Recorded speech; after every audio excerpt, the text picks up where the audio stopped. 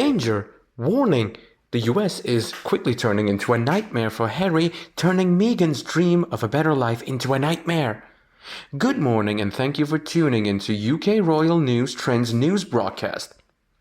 Someone with knowledge of the situation told us that the nightmare for the Sussex was just the beginning.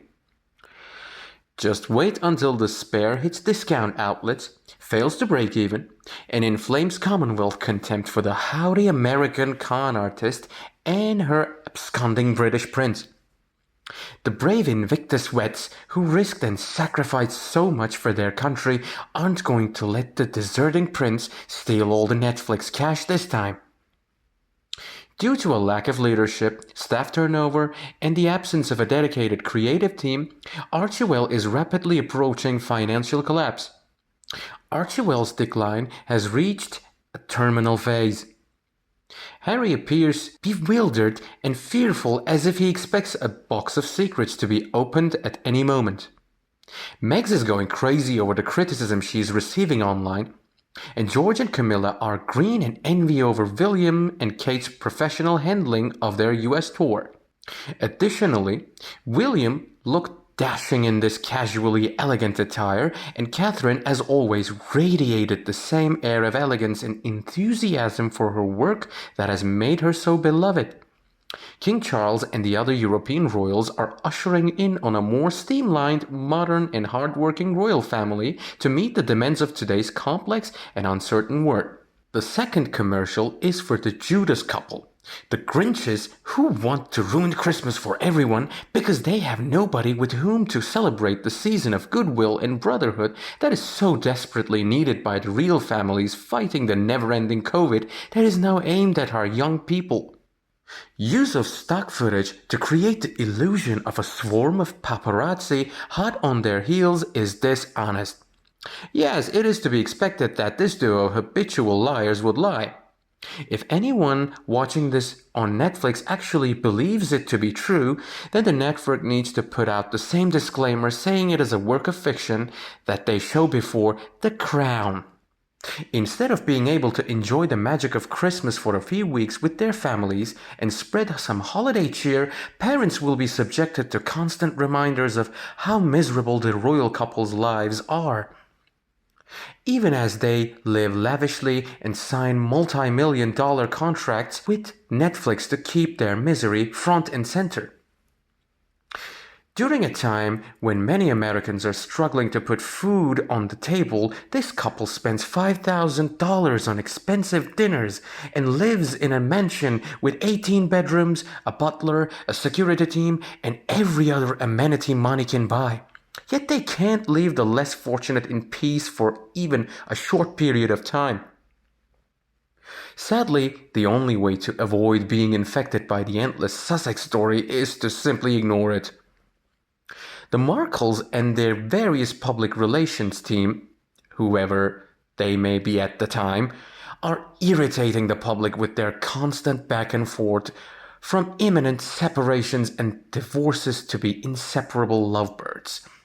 The so-called wails over negative comments, Netflix drama, and on and on and on. A moment ago, they're leaving Montecito, and now they supposedly aren't. They're selling their house. They're not. They have kids. They don't. There are bizarre deals, bizarrely unflattering clothes, bizarrely unreasonable demands, and bizarrely obvious lies. They don't see the tabloids as their enemy. Never did become. It's a fast track of stardom for them. They're probably at home right now thinking up the next shocking and appalling headline to splash across every tabloid and internet site, and then they sit down and enjoy weeks of posts, hate, and videos. Is it even possible to recall the major events of a year ago? All those shocking, heart-pounding headlines that set the internet ablaze? Without a doubt, not. There goes the wind with them. Continue on with your ludicrous tales and plans. They're huge fans of the constant gossip that permeates social media. Regardless of what they assert, They keep broadcasting their woes and drama first, then countering with stories of their success and lucrative deals, only to have it all slip through their fingers before they can make yet another lucrative deal. Then there is Netflix. They agree with us. The Markles' potential value to Netflix rises in proportion to the amount of controversy they cause. As expected, everyone is buying into the act. We are not as bright as we want to think we are, and we are all falling for their theatrics. The image of two liars and clowns trying to develop a business around serious concern for the world isn't a good fit. It's disastrous for their reputation. There is no turning back now. Netflix and Spotify have already written them off. Neither of these entitled brats has any comparison for real families. The timing is calculated to draw attention away from the royal family's Christmas celebrations. And back to Harry, the demented henpecked husband, and his alpha male wife, who can't get off their soapbox for more than a day. And I pray that they spend a Christmas as sad and lonely as they are. However, it is hard to imagine how he could fill up 16 bedrooms with friends and family, most of whom are probably no longer in touch with him. My wife uses her specially equipped car, which is 20 years old but still in excellent condition and has a seat that lowers to the pavement to go grocery shopping. Since I lack access to a private jet, I am forced to remain relatively close to home. As I've said, I realize how fortunate I am to be where I am compared to the other people. What kind of hand could this man possibly think he's been dealt? But all he has to complain about is that his father abandoned him when he was in his 30s. Oh, Harry, no one gets him. At this point, Harry knows he can't go back and is completely overwhelmed. With the RFK Award up for grabs, the documentary series set to premiere, and Harry's memoirs soon to be released, the couple can only hope that their devoted following will be enough to get them through. Because of his actions, Harry has lost the support of his family and the British people. He must examine his own character to see whether or not it conforms the ideal he has set for himself. Was, however, their original aim, the focus, be it positive or negative, seemed to be on them now. All they wanted to do was hang out with lowlifes and cause as much mayhem as possible. Their goals to exert authority over others and garner public acclaim. Their ideal scenario involved them getting noticed, liked, and offered jobs. Moving to California in search of employment was, in Meghan's opinion, a brilliant plan. She was going to be offered these positions. She would have many options, some of which would come off from her ex-husband. There's a good chance she briefed Harry on their planned collaboration. Consequently, Harry would be there to shield her from her ex-husband. If he were there to be rude to his beautiful wife, he seriously considered fighting him. They anticipated a windfall of cash and braced themselves. Everyone wished they could attend the events with them, be it a party, a play opening, the Academy Awards, or anything else.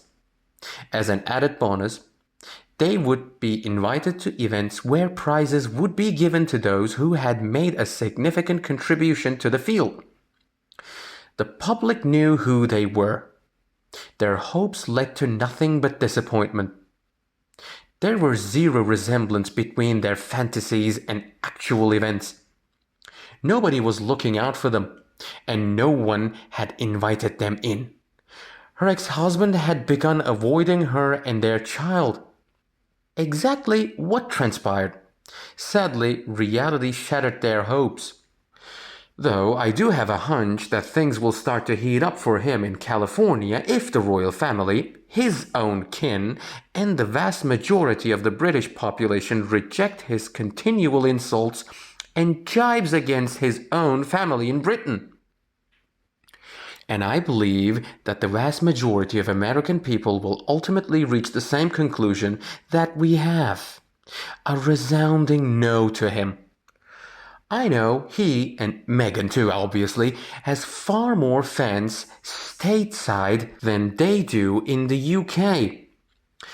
But I still get the impression that the Sussex defenders are in minority in the UK, especially if his criticisms of their roles as parents and siblings are widely publicized. This vengefulness, or is it revenge, would inevitably end badly for him.